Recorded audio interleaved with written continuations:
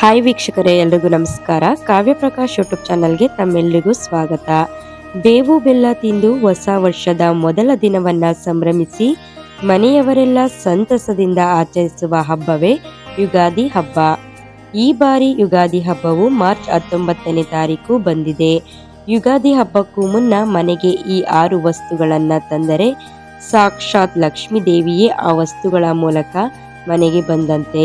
ವರ್ಷ ಪೂರ್ತಿ ಇದರಿಂದ ಯಶಸ್ಸು, ಹಣದ ಬಲ ಹೆಚ್ಚುತ್ತದೆ. ಯುಗಾದಿ ಸಮಯದಲ್ಲಿ ಈ 6 ವಸ್ತುಗಳನ್ನ ತಂದು ನಿಮ್ಮ ಮನೆಯ ದೇವರ ಕೋಣೆಯಲ್ಲಿಟ್ಟರೆ ಮನೆಯಲ್ಲಿನ ಎಲ್ಲ ನೆಗೆಟಿವ್ ಶಕ್ತಿಗಳು ದೂರವಾಗಿ ಸದಾ ಮನೆಗೆ ದೇವರ ಅನುಗ್ರಹ ಇರುತ್ತದೆ. ಯುಗಾದಿ ಹಬ್ಬದ ಒಳಗೆ ಮನೆಗೆ ಗೋಮಾತೆಯ ಚಿಕ್ಕ ವಿಗ್ರಹವನ್ನ ತಂದಿಡಬೇಕು. ಏಕೆಂದರೆ ಗೋಮಾತೆಯು ಸಕಲ ದೇವತೆಗಳನ್ನು ಹೊಂದಿದ್ದಾಳೆ. ವರ್ಷದ ಮೊದಲ ದಿನ ಯುಗಾದಿ ಎಂದು ಎಲ್ಲ ದೇವಾನುದೇವತೆಗಳನ್ನು ದೇವರುಗಳನ್ನು ಒಂದೇ ಸಲ ಪೂಜೆ ಮಾಡಿದ ಫಲ ಸಿಗಬೇಕೆಂದರೆ ಗೋಮಾತೆಯನ್ನು ಪೂಜಿಸಿದರೆ ಸಾಕು. ಮನೆಗೆ ಚಿಕ್ಕದಾದ ಗೋವಿನ ಮೂರ್ತಿಯನ್ನು ತಂದು ಶುದ್ಧ ನೀರಿನಿಂದ ತೊಳೆದು ನಿಮ್ಮ ಮನೆಯ ದೇವರ ಮನೆಯಲ್ಲಿ ಇಟ್ಟುಕೊಳ್ಳಿ.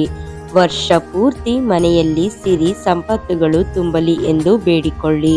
ವರ್ಷದ ಮೊದಲ ದಿನ ಯುಗಾದಿಯಿಂದ ಮನೆಯಲ್ಲಿ ಆರ್ಥಿಕವಾಗಿ ಏಳಿಗೆ ಕಾಣುವಿರಿ.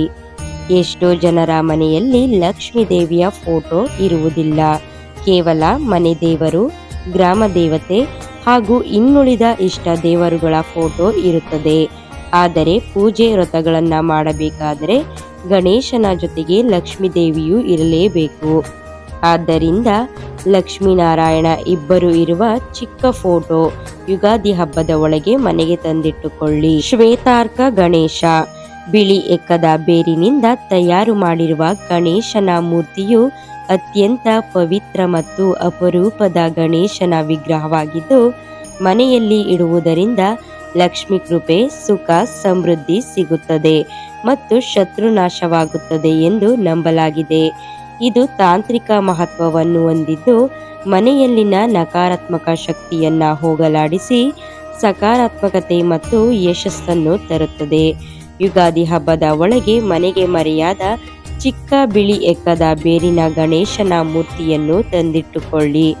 ವರ್ಷದ ಮೊದಲ ದಿನದಿಂದಲೇ ಪೂಜಿಸುತ್ತಾ ಬಂದರೆ ವರ್ಷ ಪೂರ್ತಿ ಲಕ್ಷ್ಮೀ ಕೃಪೆ, ಗಣೇಶನ ಅನುಗ್ರಹ ಇಡೀ ಮನೆಗೆ ಸಿಗುತ್ತದೆ. ಯುಗಾದಿ ಸಮಯದಲ್ಲಿ ದೇವರ ಕೋಣೆಯಲ್ಲಿ ಮರೆಯದೆ ಅರಿಶಿಣದ ಅಕ್ಷತೆಯನ್ನ ಇಡಬೇಕು.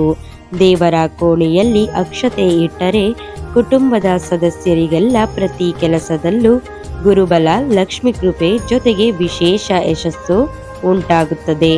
ಅಕ್ಷತೆಯನ್ನು ಹೇಗೆ ತಯಾರಿಸಿಕೊಳ್ಳಬೇಕೆಂದರೆ ಚೆನ್ನಾಗಿ ಇರುವ ಪಾಲಿಶ್ ಮಾಡದ ಅಕ್ಕಿ ಕಾಳುಗಳಿಗೆ ಸ್ವಲ್ಪ ತುಪ್ಪವನ್ನು ಅಥವಾ ಕೊಬ್ಬರಿ ಎಣ್ಣೆಯನ್ನ ಬೆರೆಸಿ ನಂತರ ಅರಿಶಿಣವನ್ನ ಬೆರೆಸಿ ಅಕ್ಷತೆ ತಯಾರು ಮಾಡಿಕೊಳ್ಳಬೇಕು. ನುಚ್ಚು ಅಕ್ಕಿಯನ್ನ ಯಾವುದೇ ಕಾರಣಕ್ಕೂ ಅಕ್ಷತೆ ಮಾಡಲು ಬಳಸಬಾರದು. ನೀವು ತಯಾರು ಮಾಡಿದ ಅಕ್ಷತೆಯನ್ನು ಒಂದು ಕೆಂಪು ವಸ್ತ್ರಕ್ಕೆ ಹಾಕಿ ಮೂಟೆಯ ರೀತಿ ಕಟ್ಟಬೇಕು. ನಂತರ ಈ ಅಕ್ಷತೆಯ ಮೂಟೆಯನ್ನು ಮನೆಯ ಎಲ್ಲ ಸದಸ್ಯರು ಸ್ಪರ್ಶ ಮಾಡಿ ನಮಸ್ಕಾರ ಮಾಡಿಕೊಳ್ಳಬೇಕು. ಈ ಕೆಲಸವನ್ನು ಯುಗಾದಿ ಹಬ್ಬ ಬರುವ ತನಕವೂ ಮಾಡಬೇಕು. ನಿತ್ಯವೂ ಈ ಮೂಟೆಗೆ ಧೂಪ ಆರತಿಗಳನ್ನ ತೋರಿಸಿ ಯುಗಾದಿ ಹಬ್ಬ ಬಂದ ದಿನ ಈ ಅಕ್ಷತೆಯ ಮೂಟೆ ಬಿಚ್ಚಿ ಅದರಲ್ಲಿದ್ದ ಅಕ್ಷತೆಯನ್ನ ಸ್ವಲ್ಪ ಮನೆಯ ಎಲ್ಲ ಸದಸ್ಯರು ತಲೆಯ ಮೇಲೆ ಹಾಕಿಕೊಳ್ಳಬೇಕು. ಉಳಿದ ಅಕ್ಷತೆಯನ್ನು ಒಂದು ಡಬ್ಬಿಯಲ್ಲಿ ಹಾಕಿ ದೇವರ ಕೋಣೆಯಲ್ಲಿ ಅಥವಾ ಬೀರುವಿನಲ್ಲಿ ಇಟ್ಟು ಮುಖ್ಯವಾದ ದಿನಗಳಂದು ಮನೆಯಿಂದ ಹೊರ ಹೋಗುವಾಗ ತಲೆಯ ಮೇಲೆ ಸ್ವಲ್ಪ ಅಕ್ಷತೆ ಹಾಕಿಕೊಂಡು ಹೋಗಬೇಕು. ಹೀಗೆ ಮಾಡುತ್ತಾ ಬಂದರೆ ಅಕ್ಷತೆಯ ಶಕ್ತಿಯಿಂದ ಸರ್ವ ದೇವತೆಗಳ ಕೃಪೆ ಪ್ರಾಪ್ತಿಯಾಗುತ್ತದೆ. ಯುಗಾದಿ ಹಬ್ಬಕ್ಕೂ ಮುನ್ನ ಮನೆಗೆ ತಂದು ಇಡಬೇಕಾದ ಮತ್ತೊಂದು ವಸ್ತುವೆಂದರೆ ಅದು ಕೃಷ್ಣನಿಗೆ ಅತ್ಯಂತ ಪ್ರಿಯವಾದ ನವಿಲುಗರಿ. ದೇಗುಲಗಳಲ್ಲಿ ನವಿಲುಗರಿ ಬಳಸಿ ದೇವರಿಗೆ ಗಾಳಿ ಬೀಸುತ್ತಾರೆ. ಈ ವಿಶೇಷ ವಸ್ತುವನ್ನು ಮನೆಯಲ್ಲಿ ಇಡುವುದರಿಂದ ಮನೆಯಲ್ಲಿನ ಎಲ್ಲ ನೆಗೆಟಿವ್ ಶಕ್ತಿ ಹೊರ ಹೋಗುತ್ತದೆ. ಮನೆಯಲ್ಲಿರುವ ದೇವರ ವಿಗ್ರಹ ಫೋಟೋಗಳಿಗೆ ನಿತ್ಯವೂ ಸಮಯ ತೆಗೆದುಕೊಂಡು ಪೂಜೆಯ ಬಳಿಕ ನಿಧಾನವಾಗಿ ಗಾಳಿ ಬೀಸಬೇಕು. ಇದರಿಂದ ವಿಶೇಷ ಪುಣ್ಯ ಫಲಗಳು ಲಭಿಸುತ್ತದೆ. ನಿಮಗಿರುವ ಆರ್ಥಿಕ ಸಮಸ್ಯೆಗಳು ಬೇಗನೆ ದೂರವಾಗುತ್ತದೆ. ಸ್ವತಃ ನಾವೇ ದೇವರ ಸೇವೆ ಮಾಡಿದ ಪುಣ್ಯ ಪ್ರಾಪ್ತಿಯಾಗುತ್ತದೆ. ಯುಗಾದಿ ಹಬ್ಬಕ್ಕೂ ಮುನ್ನ ನಿಮ್ಮ ಮನೆಯ ದೇವರ ಕೋಣೆಯಲ್ಲಿ ಒಂದು ತಾಮ್ರದ ಚೊಂಬನ್ನ ತಂದಿಡಿ. ಈಗಾಗಲೇ ತಾಮ್ರದ ಚೊಂಬಿದ್ದರೆ ಅದಕ್ಕೆ ನಿತ್ಯವೂ ನೀರನ್ನ ತುಂಬಿಸಿ ದೇವರ ಕೋಣೆಯಲ್ಲಿಡಿ. ಆ ಚೊಂಬಿಗೆ ಅರಿಶಿಣ ಕುಂಕುಮ ಹಚ್ಚಿ ಸ್ವಸ್ತಿಕ್ ಚಿಹ್ನೆಯನ್ನು ಬರೆದು ನೀರನ್ನು ತುಂಬಿಸಿ ದೇವರ ಮುಂದಿಡಬೇಕು. ಹೀಗೆ ಮಾಡಿದರೆ ಸಕಲ ದೇವತೆಗಳ ಅನುಗ್ರಹ ಆ ಮನೆ ಮಂದಿಗೆಲ್ಲ ಪ್ರಾಪ್ತಿಯಾಗುತ್ತದೆ. ಶುದ್ಧ ಜಲ ಅಭಿವೃದ್ಧಿ ಹಾಗೂ ಶಾಂತಿಯ ಸಂಕೇತವಾಗಿದೆ. ಇದರಿಂದ ಮನೆಯಲ್ಲಿ ಶಾಂತಿ ವಾತಾವರಣ ಹಾಗೂ ದೈವ ಶಕ್ತಿ ಏರ್ಪಡುತ್ತದೆ. ನೀರನ್ನು ಬದಲಿಸುವಾಗ ಆ ನೀರನ್ನು ತೆಂಗಿನ ಮರ ಅಥವಾ ತುಳಸಿ ಗಿಡಕ್ಕೆ ಹಾಕಿ ಉಳಿದ ನೀರನ್ನು ಸ್ವಲ್ಪ ಎಲ್ಲರೂ ತಲೆಯ ಮೇಲೆ ಹಾಕಿಕೊಳ್ಳಬೇಕು. ಇದರಿಂದ ಯುಗಾದಿ ಹಬ್ಬದ ಒಳಗೆ ಅಥವಾ ನಂತರ ಸಾಕಷ್ಟು ಶುಭ ಸುದ್ದಿಗಳನ್ನು ನೀವು ಕೇಳಬಹುದು. ದೇವರ ಕೋಣೆಯಲ್ಲಿ ಮುಖ್ಯವಾಗಿ ಇಡಲೇಬೇಕಾದ ವಸ್ತು ಎಂದರೆ ಅದು ವೀಳ್ಯದೆಲೆ. ದುಡ್ಡನ್ನು ಆಕರ್ಷಿಸುವ ಶಕ್ತಿ ವೀಳ್ಯದೆಲೆಗೆ ಇರುತ್ತದೆ. ನಾನಾ ತಾಂತ್ರಿಕ ಪರಿಹಾರಗಳಲ್ಲೂ ವೀಳ್ಯದೆಲೆಯನ್ನ ಬಳಸಲಾಗುತ್ತದೆ. ಇದು ಹನುಮಂತನಿಗೂ ಎಷ್ಟೋ ಪ್ರಿಯವಾದ ವಸ್ತು. ಲಕ್ಷ್ಮೀ ದೇವರಿಗೂ ವೀಳ್ಯದೆಲೆ ಎಂದರೆ ಬಲು ಪ್ರೀತಿ. ಆದ್ದರಿಂದ ವೀಳ್ಯದೆಲೆ ಹಾರ ಮಾಡಿ ಮನೆಗೆ ಸಮೀಪವಿರುವ ಆಂಜನೇಯ ಸ್ವಾಮಿ ದೇಗುಲಕ್ಕೆ ಯುಗಾದಿಗೂ ಮುನ್ನ ಒಮ್ಮೆ ಕೊಟ್ಟು ಬನ್ನಿ. ಅಥವಾ ವೀಳ್ಯದೆಲೆ ಮೇಲೆ ಗಂಧದಿಂದ ಶ್ರೀರಾಮ ಎಂದು ಬರೆದು ದೇವರ ಕೋಣೆಯಲ್ಲಿಡಿ. ಯುಗಾದಿ ಬರುವವರೆಗೂ ಆ ವೀಳ್ಯದೆಲೆ ಮೇಲೆ ಶ್ರೀರಾಮ ಎಂದು ಸಾಧ್ಯವಾದಷ್ಟು ಬಾರಿ ಹೇಳುತ್ತಾ ಅರಿಶಿಣ ಕುಂಕುಮ ಹಾಕಬೇಕು. ಯುಗಾದಿ ಹಬ್ಬದ ದಿನದಿಂದ ಈ ವೀಳ್ಯದೆಲೆ ಮೇಲಿರುವ ಅರಿಶಿಣ ಕುಂಕುಮವನ್ನು ಮನೆ ಸದಸ್ಯರು ಹಣೆಗೆ ಇಡುತ್ತಾ ಬರಬೇಕು. ಯುಗಾದಿಗೂ ಮುನ್ನ ನಿಮ್ಮ ಮನೆಯ ದೇವರ ಕೋಣೆಯಲ್ಲಿ ಆಮೆಯ ಚಿಕ್ಕ ಗೊಂಬೆ ಅಥವಾ ವಿಗ್ರಹವನ್ನ ತಂದಿಟ್ಟು ಪೂಜಿಸಬೇಕು. ಆಮೆಯನ್ನು ಸಾಕ್ಷಾತ್ ವಿಷ್ಣು ಸ್ವರೂಪ ಎಂದು ನಂಬಲಾಗುತ್ತದೆ.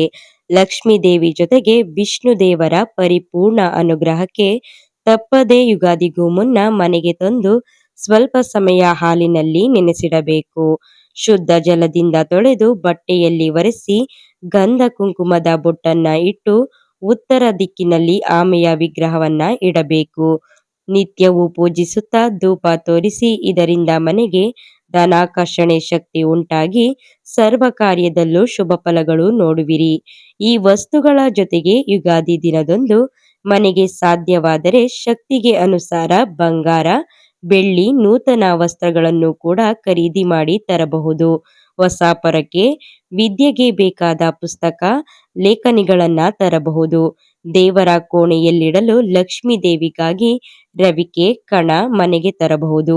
ಯಾವುದೇ ಕಾರಣಕ್ಕೂ ಕಬ್ಬಿಣದ ವಸ್ತುಗಳನ್ನು, ಸ್ಟೀಲ್ ವಸ್ತುಗಳನ್ನು ಈ ದಿನ ಮನೆಗೆ ತರಲೇಬೇಡಿ. ನಾವು ತಿಳಿಸಿದ ಮಂಗಳಕರ ವಸ್ತುಗಳಲ್ಲಿ ಯಾವುದಾದರೂ 2ರಿಂದ 3 ವಸ್ತುಗಳನ್ನಾದರೂ ಮನೆಗೆ ತಂದು ಹೇಳಿಕೊಟ್ಟ ನಿಯಮ ಪಾಲಿಸಿ. ಇದರಿಂದ ವರ್ಷ ಪೂರ್ತಿ ಸರ್ವ ಯಶಸ್ಸು, ಹಣದ ಲಾಭಗಳನ್ನ ನೀವು ನೋಡುವಿರಿ.